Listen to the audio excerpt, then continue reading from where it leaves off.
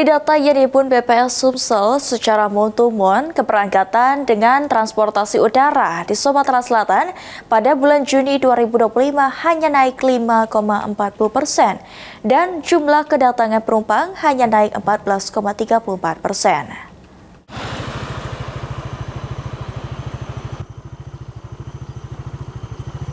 Kendati saat ini gerbang penerbangan internasional sudah dibuka di Bandara Sultan Mahmud Badarudin II Palembang, namun dari data yang dihimpun pihak Badan Pusat Statistik Provinsi Sumatera Selatan, secara month-to-month jumlah keberangkatan transportasi udara di Sumatera Selatan pada bulan Juni 2025 hanya sebanyak 115.871 orang, atau hanya naik 5,40%. Dan jumlah kedatangan penumpang adalah sebanyak 118.576 orang atau hanya naik 14,34%.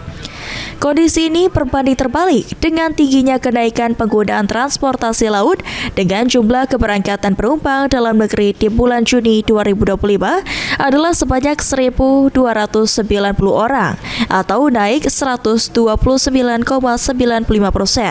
Dan jumlah kedatangan penumpang adalah sebanyak 1.410 orang atau naik 133,44%.